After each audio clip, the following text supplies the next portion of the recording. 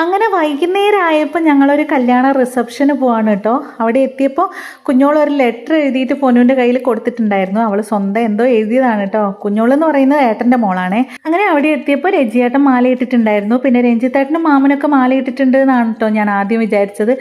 അവരൊക്കെ കറുപ്പ് ഡ്രസ്സ് ഇട്ടിട്ടാണ് വന്നിട്ടുണ്ടായിരുന്നത്. പിന്നെ ഇതാണ് കേട്ടോ കല്യാണ പെണ്ണും ചെക്കനും.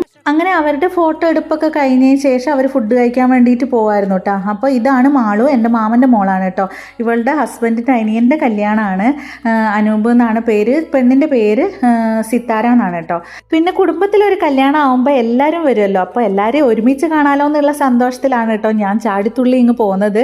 പിന്നെ ഇവിടെ എത്തിയപ്പോൾ ഡെക്കറേഷനും കാര്യങ്ങളൊക്കെ ഭയങ്കര രസമായിരുന്നു കേട്ടോ. പിന്നെ പൊന്നും കണ്ണനും കൂടെ എവിടെയൊക്കെയോ ചുറ്റിത്തിരിഞ്ഞ് വരികയായിരുന്നു. പിന്നെ നല്ല ലൈറ്റും കാര്യങ്ങളൊക്കെ ഉള്ളതുകൊണ്ട് കണ്ണന് എൻ്റെ ആവശ്യമേ ഉണ്ടായിരുന്നില്ല. പൊന്നുവിൻ്റെ കൈയും പിടിച്ച് ഇതിലൊക്കെ ഓടി നടക്കുകയായിരുന്നു കേട്ടോ. അങ്ങനെ അതൊക്കെ കഴിഞ്ഞപ്പോൾ ഞങ്ങൾ പാറുവിൻ്റെ ഡാൻസ് കാണാമല്ലോ എന്ന് വിചാരിച്ചിട്ട് അങ്ങോട്ടേക്ക് പോയി. പാറു മാളുവിൻ്റെ മോളാണ് കേട്ടോ. പിന്നെ അവൾ ഈ ഒരു ഡ്രസ്സിൽ അടിപൊളിയായിരുന്നു കാണാൻ വേണ്ടിയിട്ട്. പിന്നെ ആ ഒരു ഡ്രസ്സിൽ അവൾക്ക് ഇങ്ങനെ ഡാൻസ് ചെയ്യാൻ പറ്റുമെന്ന് എനിക്ക് ചെറിയൊരു സംശയം ഉണ്ടായിരുന്നു. പക്ഷേ അവൾക്ക് അതൊന്നും ഒരു വിഷയമായിരുന്നില്ല കേട്ടോ. അവൾ മോണിക്ക എന്നുള്ള പാട്ടിന് ഡാൻസ് ചെയ്തുകൊണ്ടിരിക്കുകയായിരുന്നു.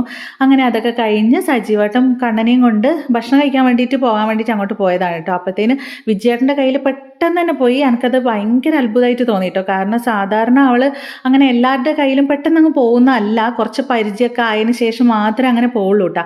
എന്തോ കാരണം കൊണ്ട് പെട്ടെന്ന് തന്നെ പോയിട്ടുണ്ടായിരുന്നു. അങ്ങനെ അതൊക്കെ കഴിഞ്ഞതിന് ശേഷം ഞങ്ങൾ ഫുഡ് കഴിക്കാൻ വേണ്ടിയിട്ട് പോയി. ഫുഡൊക്കെ കഴിച്ച് ഒരു ഐസ്ക്രീമൊക്കെ കഴിച്ചതിന് ശേഷം ഞങ്ങൾ കുറച്ച് ഫോട്ടോ ഒക്കെ എടുത്തു.